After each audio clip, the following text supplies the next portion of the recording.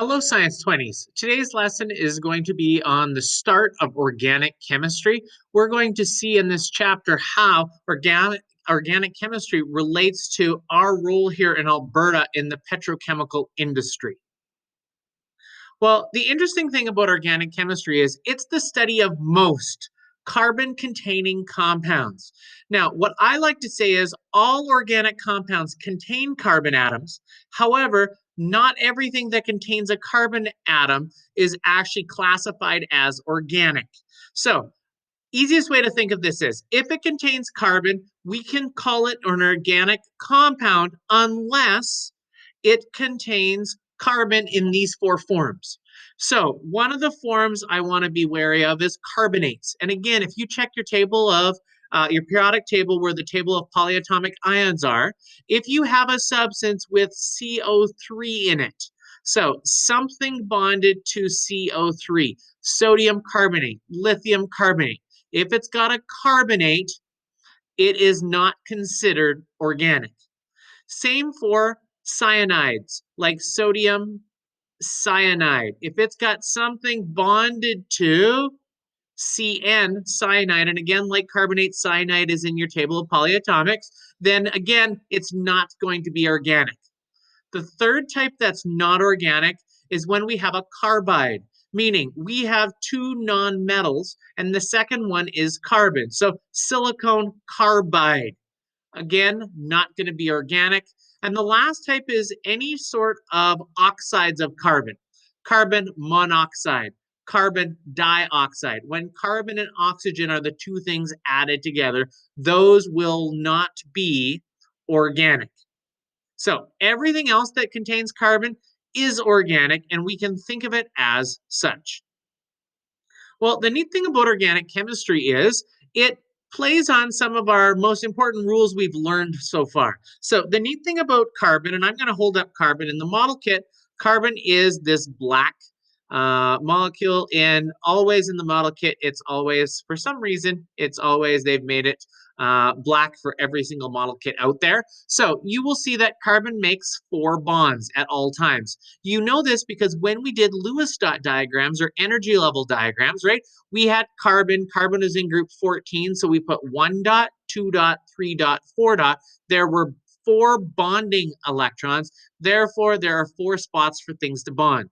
Carbon makes the most bonds of any other element on the periodic table. So we study the role of organic chemistry because one, carbon makes the most bonds. Second reason we do it is because for carbon, carbon can bond together in long chains like this guy, right? It can make a row, a chain, or because we can actually take those chains and connect them at the ends, carbon can also make a ring, which is pretty cool. And you can make different shapes in that regards. The other neat thing about carbon is carbon can make single bonds. Carbon can make a double bond, and I'm going to just quickly double bond something here for carbon. So carbon can make a double bond. So that's what a double bond looks like, and you've seen this before. And last but not least, carbon can again bond one more time, and carbon can also make a triple bond. And so that makes carbon unique.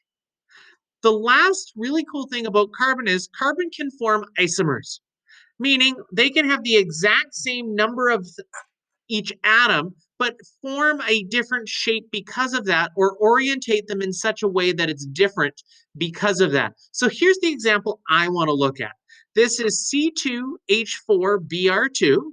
And if we take a look at this, I'm going to do it kind of like it is in the picture right here. We have 2 carbons, each making 4 bonds. And we have a bromine on the left carbon and a bromine on the right carbon as we have them here. Now, this is very different than this other isomer, where again, I have 2 carbons with 4 hydrogens and 2 bromines on here. But on this one, bromine is on the same carbon. This is a different isomer than this one because there's no way for me to turn and rotate this to turn it into the other picture. 2 bromines, 1 on each carbon, 2 bromines each on the same carbon. This would be called an isomer. The only way this turns into the other thing is if I break the bonds. And then this it will be the same shape. Both are going down, both are going down. So this is the same. This different structural pattern is different. So therefore, these are isomers to one another.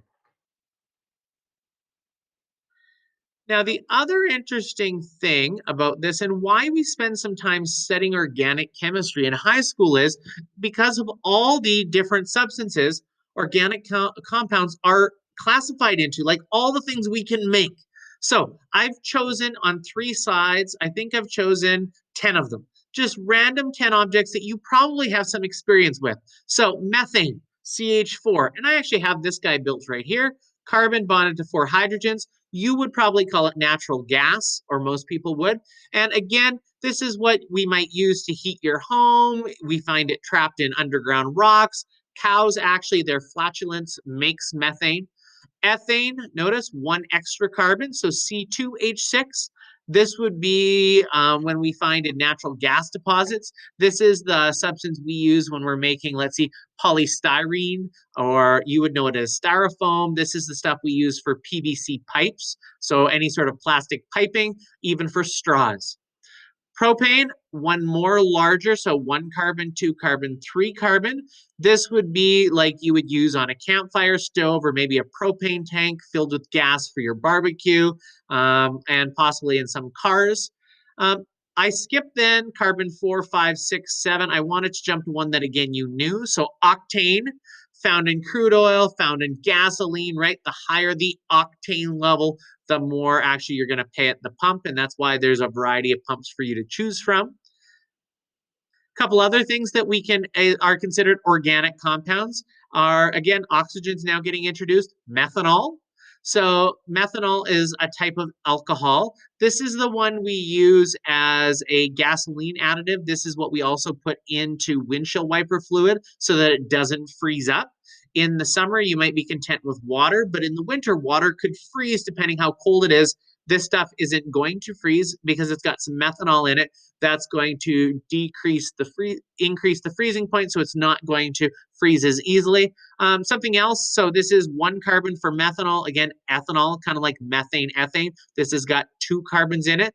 We would use ethanol for fermentation of sugars and starches. We would also use it possibly in some gasoline additives. Again, the fermentation would be the wine. Ethanoic acid, you might probably better know as acetic acid or vinegar. Again, carbon containing. So this would be things like vinegar, but it's also used to make glue or to make plastics or to make some sort of synthetic fabrics, possibly. And on our last page here, three of the ones that I chose was benzene. And I chose benzene because this was benzene. This was that fancy little ring here where we've got six carbons and it alternates single bond, double bond, single bond, double bond, single bond, double bond. It's a little bit different. We get this from coal or petroleum when we distill it down. This benzene ring is found in things like aspirin. This is also found in TNT, like dynamite. Cinnamon or polystyrene, again, styrofoam, would have some benzene rings in it. Glucose is also organic. I picked, again, one of your most famous sugars. It's in the process of photosynthesis. It's also in the process for us as humans for cellular respiration. So that's our metabolism where we get some of our energy from eating sugar. And then the last one I picked was polyethylene. It doesn't really have a firm formula because it's different types of this sort of like plastic, right? It's a monomer of plastic where it bonds together in very, very long chains. So this would be things like plastic bags or plastic sheets, or and right, like there's different levels of this for water bottles. There's thinner plastic than thicker, and so it's bonded a little bit differently. I just wanted you to see all this stuff we get, all these products that we have are made from organic compounds, things that come from places like Fort McMurray and their oil sands, because we are refining and we are collecting all this organic products that we can break down and form in new ways to make many different things.